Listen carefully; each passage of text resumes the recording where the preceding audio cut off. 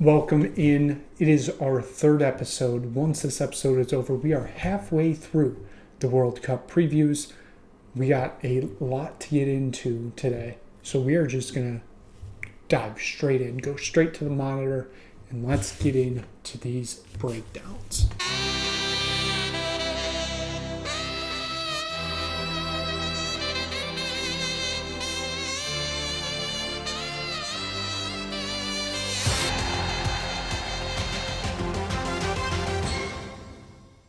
Here we go. Group E, as mentioned before, you have the four-time champion Germany, of course, looking for their fifth title.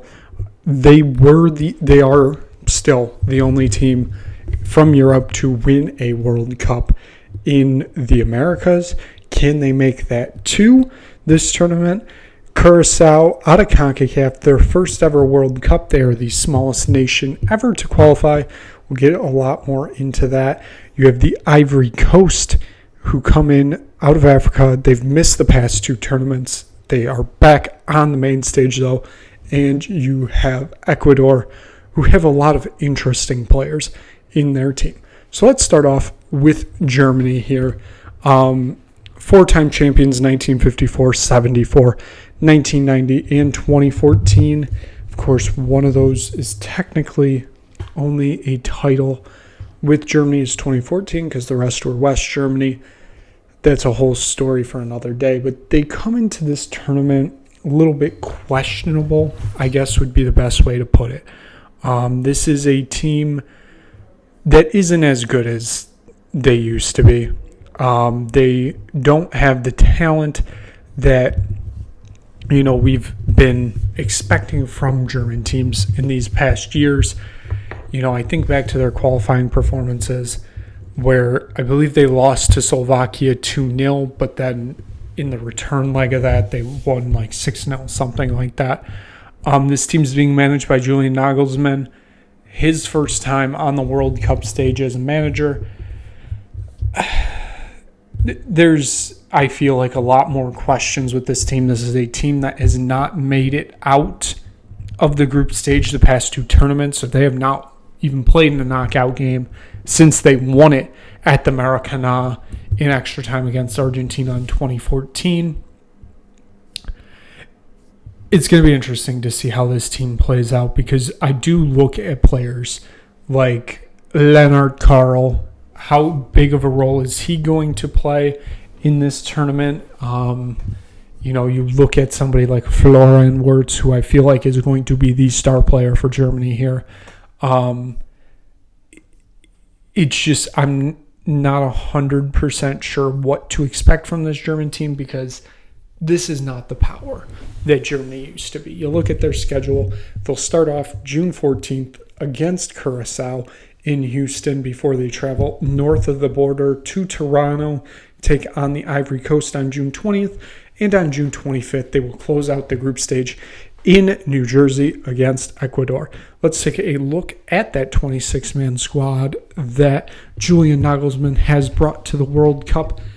You start off your goalkeepers. Manuel Neuer makes another appearance at the World Cup after seemingly being retired on the international stage. He is returning, and he will be playing most likely as starter for the German team. You have Oliver Baumann and Alexander Nubel are your three goalkeepers.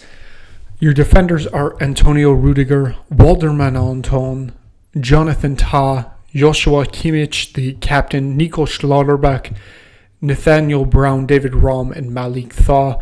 You take a look at your midfielders, Alexander Pelovic, Leon Goretzka, Jamie Lewing, Jamal Musiala, Pascal Gross, Angelo Stieler, Florian Wirtz, Leroy Sané, Nadim Amiri, Felix Nemeka, and Leonard Carl. Your four forwards are going to be Kai Havertz, Nick Woltemake, Maximin Breyer, and Dennis Uzdov.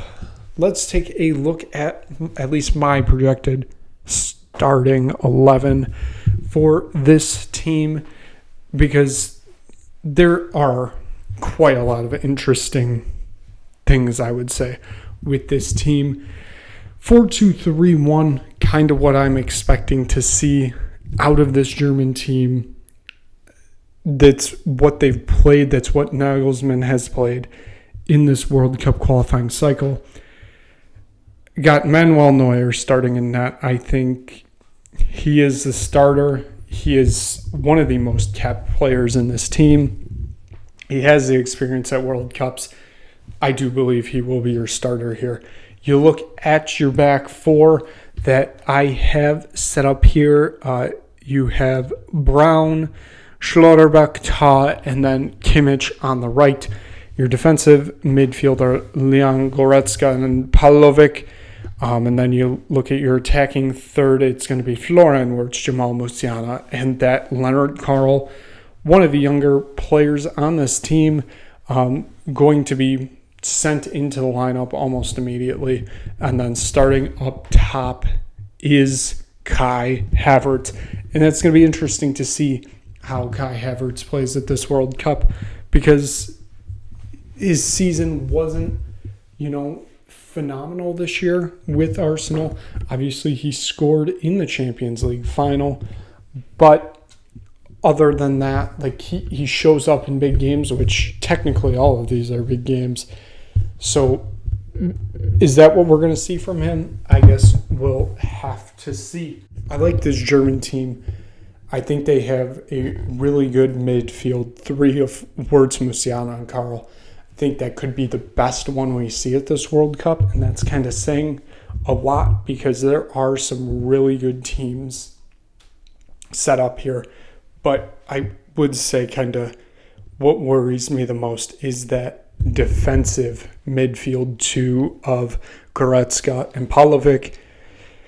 They're very good players. I worry in the later stages of the tournament, what is it going to look like for them? And then you do have to question Manuel Neuer. Obviously, age is always a thing. You're going to have to question it.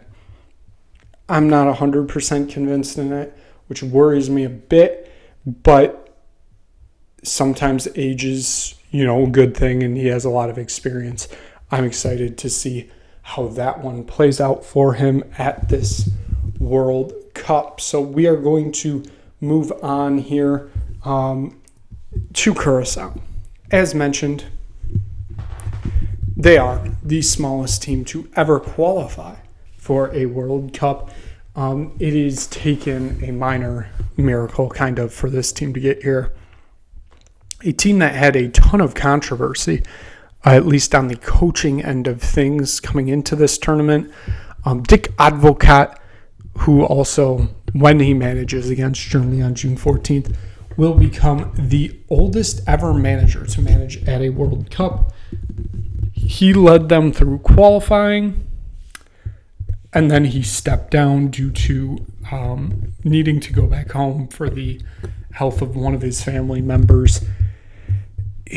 Then, apparently that family member got better. He left the team in charge by one of his assistants. The players basically said, we're not going to play for him. We'll only play for Advocat. So he then ends up coming back into position after his, manager decides to step down. Of course, the Curaçao Federation ends up appointing Advocat again. He will be leading this team at the World Cup. And like mentioned, this has taken kind of a minor miracle for this team to get here. This is a team that has never qualified for a World Cup. They have been in the qualifying stages of CONCACAF since, I believe, 1930. I think technically 1958, 1930. Between 1934 and 54, they just did not enter qualifying. Past that, of course, this used to be the Netherlands Antilles. We'll get into the players in a minute. But there is only one player on this team that was born in Curaçao. The rest of them are Dutch-born players who carry a Curaçao passport, so that makes them eligible to represent Curaçao here. Just absolutely amazing. A country that I believe is like 128 square miles long, something along those lines. It is absolutely a miracle to see them at this World Cup. It is great to get new faces on the international stage. So let's take a look at that 28-man squad that has qualified for this World Cup. You have your goalkeepers, Eloy Room, Tyrick Bodak, and Trevor Dorbush. Your defenders are Shunderde Sambo, Urian Gari, Roshan Valenjima, Cyril Flornas, Armando Obispo, Joshua Brennan, Radike Badizor, and Dervon Fonville. Your midfielders are Godfried Romato, Eugenio Bacuna, Livano Comiancia, Leandro Bacuna, Argenti Martha, Tahiti Chong, and Kevin Fidela. Your forwards are Jurgen Lodekai, Jeremy Antonis, Sonjay Hassan, Tyrese Nolson, Kenji Gore, Euro Margarita, Brentley Kuwas, and Johnny Casimir. So, like I said, this is a squad that is full of a lot of Dutch nationals that carry a Curaçao passport, have decided to represent Curaçao on the international stage. But they are here. That's all that matters, because this is a team that could potentially be a little interesting here at this World Cup. So let's take a look at the projected starting 11. I have, going through qualifying, Dick Advocat used a 4-3-3. So that's kind of what I'm expecting to see here. You have Elroy Room as your goalkeeper, Floranis, Obispo, Gari, and Sambo as your back four. You have the Vicuña brothers in that midfield with Comencia in the middle there as your central midfielder, and Hassan, Lodekaya, and Chong as your three attackers. So with Curaçao, obviously the biggest story for them is just them qualifying. That is an achievement in its own. Nobody's going to expect this team to do anything at this World Cup. And I will agree with them. I mean, it's a nation of, I think, 116,000 people. Just the fact they're here should be good enough. Maybe they shock somebody and pull off a draw. Past that, I'm not expecting much. It was a fun team to watch in qualifying, and their ways that they did qualify, because CONCACAF is always just a mix of teams. Sometimes you have some really, really good teams in qualifying that aren't named US, Mexico, Canada. Sometimes you have some really awful ones. Curaçao was very good this run. Maybe the stars just aligned for this run, potentially, but it's just going to be exciting to see new blood on the international stage. So, given that, let's move in here. The Ivory Coast. Ivory Coast returning to the World Cup for the first time since 2014. They had a nice 3-tournament run since their first tournament, and that was in 2006. So they did not make it out of the group stage in 2006, 2010, and 2014. Of course, the nation of Didier Drogba, who led them to those World Cups. You look at their schedule. They start off against Ecuador. They then will travel to Canada, take on Germany, and they close out against Curaçao. That could potentially be a big game. Goal differential starts coming into play around that third game. If I were any team in this group, I would want to be the Ivory Coast because you're playing against Curaçao. Now, Curaçao might shock us all and be somehow good at this World Cup, but Ivory Coast, I think, are in a better position to advance. So it's going to be interesting to see. That, I think, is the best position because you are playing the weakest team in this group. Now, you may be the second weakest team, but if you pull out a win or a draw in those first two games, a mix of that, you are right in play of advancing on to the round of 32.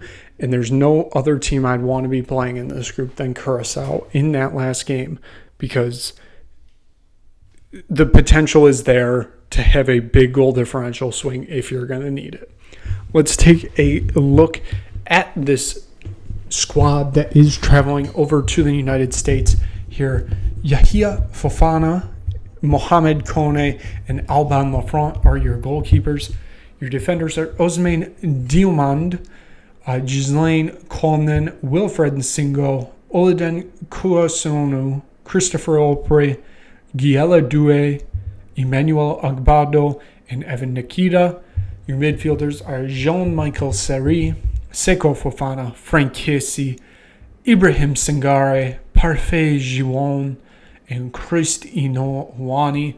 Your forwards are going to be Ange Johan Boni, Simon Adaringa, Jan Diomande, Aiwahili, Omar Diagate, Ahmed Diallo, Nicolas Pepe, Ivan Gusarn, and Bazuma Traore.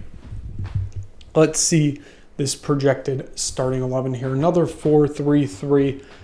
This is what I have seen Emirates Faye do, at least in qualifying here for the Ivory Coast to get to this World Cup. Fofana will be starting in that. I don't think there's any question about that. Then your back four are going to be Kolnin, Ndika, Konasonu, and Singo. Your midfield three are going to be Inaoli, Sangare, and your captain Frank Kessie. And your three attackers are going to be Diomande, Giswando, and Nicolas Pepe. This is going to be an interesting team here at the World Cup, because I think them and Ecuador are quite even. Obviously, Germany is, I won't say by far and away the best team in this group, but they are the best team in this group out of the four. That game they're going to play against Ecuador, which is their opening game, massively, massively important, because we're just going to go on the assumption that Germany goes straight through. 9 out of 9. And they very likely won't do that, but for this exercise, we will just assume that they do. That second place spot is going to be absolutely massive, because you do not want to be even close to messing around with third place and all the tiebreakers with that. You want to know your spot is secure and you are moving on to the next round. That game is absolutely massive for both sides, and we'll get into it when we get to Ecuador too. But as of now, I kind of give the Ivory Coast a little bit of a leg up in that. I look at that front three. They're not fantastic, but that's a very good front three there. I like Fofana in net. I think he's a really good goalkeeper. And there are some very good options on the bench. The biggest one to me is Ahmed Diallo, the Manchester United player. I think he can be a very, very crucial player coming on, at halftime or after that. You can kind of play a super sub role. It's going to be very interesting to see how he is used by Emers Fa in this World Cup, because he could easily have a spot in the starting 11. I look at somebody also because this is a very good squad. You also look at some of the players that maybe don't have as much experience, like Jan Diomande, who I have in the starting 11 right now, 19 years old, only has 9 caps, but he has 3 goals. He could become a star at this tournament. I am excited to see him play. Ibrahim Sangare. I know he's right in the middle of that midfield 3, 57 caps. He is going to be kind of a guiding light for this team. And I look at players like Nicolas Pepe, who has 54 caps. And, of course, Frank Kessie has the most out of this team at 102. They're going to be guiding this team because this is a little bit younger team. That he will be that guiding light for this Ivory Coast team, hopefully leading them out of the group stage for the first time ever. We move on to Ecuador. 5th World Cup appearance for them, coming out of CONMEBOL, trying to make it out of the group stage for the first time since 2006 when they made it to the round of 16 in Germany. Of course, they did not make it past that, but this is going to be quite an interesting team to play out at this World Cup. We kind of saw their emergence at the last World Cup in Qatar because there was a much younger team at that point. A lot of players, no experience on this stage. Well, they are back on this stage for the second time in a row. They already have a lot of experience. I got to give them that. I am optimistic about this team because of that experience. They have a nice mix of new young players, and those young players that were at the previous World Cup now have much more experience. Let's get into that because there are a few names, of course, on this list that are quite important. Hernan Galanez, Moses Ramirez, and Gonzalo Valle are your goalkeepers. In your midfield, you have Felix Torres, Piero Hincape, who is one of those players that has now that World Cup experience that could become very crucial for this team. Joel Ordonez, William Pacho, Purvis Spundia, Angelo Pridaco, Jackson Porzo, and Yamar Medina. You look at your midfield of Jordi Alcarvi, Anthony Valdez, Kendry Paez, who's a very exciting young player, Alan Minda, Pedro Vite, Daniel Castillo, Alan Franco, and Moises Caicedo, another player that has kind of enhanced his status since that last World Cup. I mean, he's, I believe, 24 now. He has only gotten better. You look at your forwards, John Yeboah, Kevin Rodriguez, Ener Valencia, Jordi Caicedo, Gonzalo Plata, Nielsen Ngolo, and Jeremy Arevalo. Take a look at this projected starting lineup here for Ecuador. 4-2-3-1 by Sebastian Benkeke as the manager. You have Gamnez in net. I don't think there's going to be much of a question about that. 34 caps, 39 years old. He was the starter at the last World Cup. I expect a lot of the same from him here. Pedro Hincap, you have Pacho, William Pacho, Joel Ordonez, and Franco at your back four there. You look at your defensive midfield there of Pedro Vite and Moses Caicedo. You then get to your attacking midfield of Angulo, Plata, and Yeboah. I'm excited to see what Yeboah does at this World Cup. Had a very good year this year at Valencia. And then Ener Valencia is your captain and your striker here in the 4-2-3-1. I mentioned the young talent here. I do look at somebody like Moses Caicedo, who's only 34, or 24, I should say.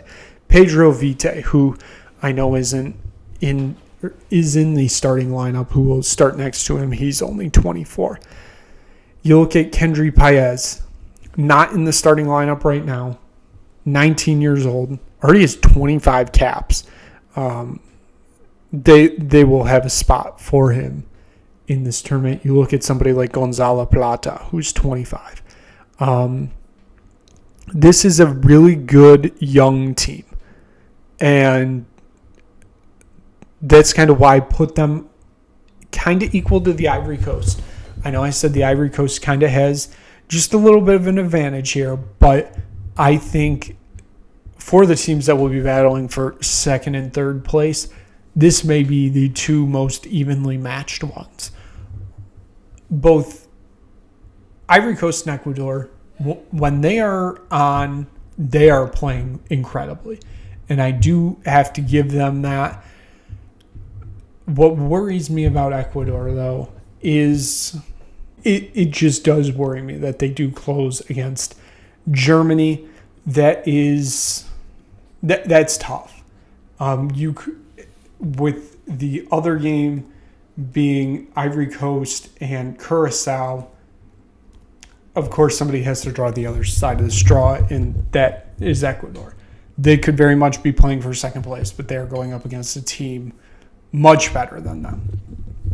And it worries me for Ecuador because this team should be quite good, but it all comes down to how they actually show up at this World Cup. I think they have an advantage because of the conditions, which honestly 3 of the 4 teams I think kind of have an advantage here. Obviously Curaçao, a Caribbean team, this is kind of their climate. Ecuador, I know it's a little bit different, but still, it's a team from the Americas playing in the Americas. Don't know what they're doing. And I do give a little bit of an advantage to the Ivory Coast, too, because this is also something they kind of should be used to. The only team kind of really out of its depth here is Germany, but they showed in 2014 it didn't matter for them. So that is Group E. Of course, no predictions yet, but it feels quite obvious that Germany are going to win this group, and Curaçao will most likely finish last. The battle is between second and third between the Ivory Coast and Ecuador. I think those are 2 very evenly matched teams. Very excited to see how those 2 play out. Overall, though, right now I give the slightest of slight edges to the Ivory Coast. Going to be a massive, massive game when those 2 play, because that game could truly decide right then and there who is going to finish second in this group. We'll move on back to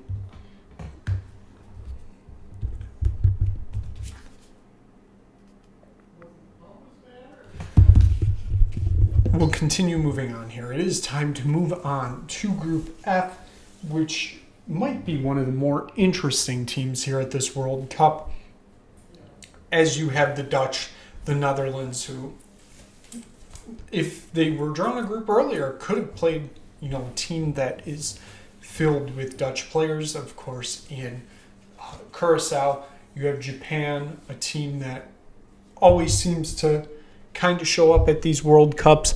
You have Sweden, who I believe are on the cusp of having a golden generation here because they have some very good players, and Tunisia coming out of Africa. So let's get to it here. Let's start here with the Dutch. The Netherlands, as I mentioned in the beginning, they are the bridesmaid that are never the bride. 3 runner-up finishes, 1974, 1978, 2010, 12 World Cup appearances.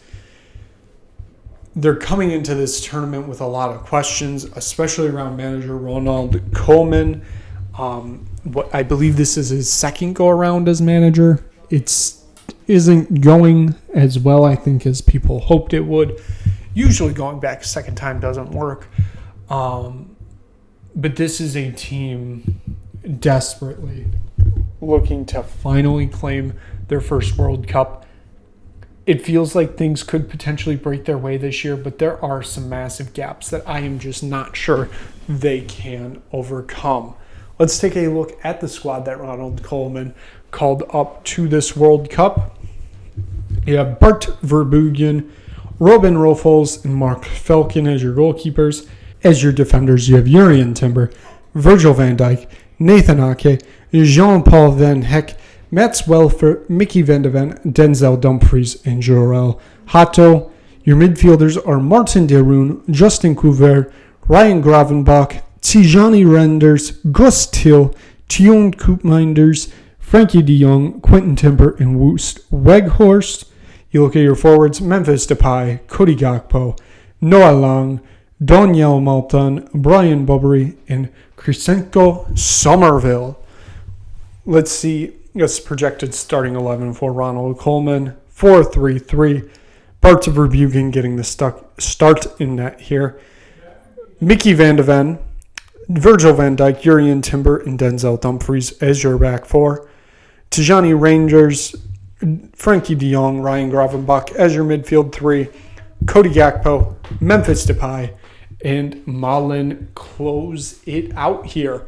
So with this Dutch team, this could potentially have been a year for them, I think. With the way things are setting up, especially defensively. I do have to say, defensively, I think they are quite good here. The problem is the attack. I know Memphis Depay is the highest scoring Dutchman of all time. He is the all-time goal scorer. It feels like he can never get over that line in a World Cup. That is what worries me here, because past that, I don't know where the goals are coming from. That is a big, big issue for the Dutch. And if you don't know where the goals are coming from, that is a very, very big problem. I know Gakpo and Malen are there, but I just don't trust them fully in these situations, and that's a problem. I like the midfield too of Rangers, De Jong, and Gravenbach. It's just, where are the goals coming from? How are they going to score goals? And what are they going to do past that? There's a reason Ronald Koeman's seat is hot, and it's because this team isn't going to do what everybody thinks they're going to, or what they are achievable of in this tournament. So, given that, we'll move in here. Japan, the Samurai Warriors, coming out of Asia, the best team in Asia, I think, kind of hands down. The only team that might give them a shout there is the Koreans, but Japan is just the better team here. 8 World Cup appearances. Their best result is just making it out of the group stage, especially the past 2 tournaments in a row they've made it out. 2002, when they co-hosted with South Korea, was the first time. And then 2010, 2018, and 2022. You look at their schedule, they open up June 14th against the Netherlands. June 20th, they will take on Tunisia in Monterrey. And June 25th, they return to Dallas to take on Sweden in that final game. You look at their goalkeepers here of this 26-man squad. You have Zion Suzuki, Kalusi Okako, and Tamori Hapkawaka. Defenders, Yunori Sugawara, Shoto Taniguchi, Ko Itakura, Yutu Nagamoto, Tushu Watabe, Ayumu Seko, Hiroki Ito, Toshiro Tomiyasu, and Yusoni Suzuki. Your midfielders are Wairutu Endo, Aro Tanaka, Tsufuka Kubo, Risu Don, Daizen Maeda, Kiyato Nakamura, Wanaito, Dashi Kamada, Yuto Suzuki, and Karutu Sano. Your forwards are Kazuki Goto, Ayushi Ueda, Koki Ogwa, and Kenoto Sayogaki. Okay, Japan in a 3-4-2-1. You will have Suzuki starting in that. Hiroshi Aito is going to be up next here with Yanaguchi and Watabe as your defensive 3. Nakamura, Endo, Sano, and Aito are going to be your midfield 4. And then you look at your technical 3 attackers here are, of course, Kamada, Kubo, and Ueda. This is a team with a nice mix of youth and experience, because you look, at Endo, who has plenty of experience on this stage, 73 caps. Of course, he will be the captain. You look at Yuanta Aito, who has 69, but then you start to kind of look at the younger players here. Somebody like Kento Sayogai, who is 21 years old, 2 caps, going to get experience at this World Cup. Kyushi Goto, 4 caps, going to get experience at this World Cup. Yuoto Suzuki, 24 years old, 6 caps. Once again, we'll get experience here. This is a Japan team kind of in transition right now, trying to bring in some new players in this era. It's going to be interesting to see how that develops, because the Japan train just shows no signs of stopping, and is going to be quite interesting to see how they play here at a World Cup in the Americas. We move on to Sweden, who are making their 13th World Cup appearance. They are still chasing that high of the 1958 runner-up, where they lost, of course, to Brazil in the final. They have an interesting array of game locations. They will be playing Tunisia in Monterrey. They will then be playing the Netherlands in Houston, and then Japan in Dallas. I feel like that's the most random array of teams that will have, or of locations that a team will have at this World Cup. I'm going to be interested to see the Sweden team play because, like I said earlier, this is a team that I think is on the brink of a golden generation, and it's all kind of behind one specific player with a lot of pieces there in the background that could play major roles. Let's take a look at their 26-man roster here. Jakob Widell-Zenström, Victor Johansson, and Christoph Nordfeldt will be your goalkeepers. You take a look at their defenders here. Gustav Landerbeek, Victor Linderhoff, Isaac Hein, Gabriel Gudmundsson, Herman Johansson, Daniel Svensson, Helgmar Ekdal, Carl Starfelt, Eric Smith, Alexander Berhardsson, and Elliot Schroed.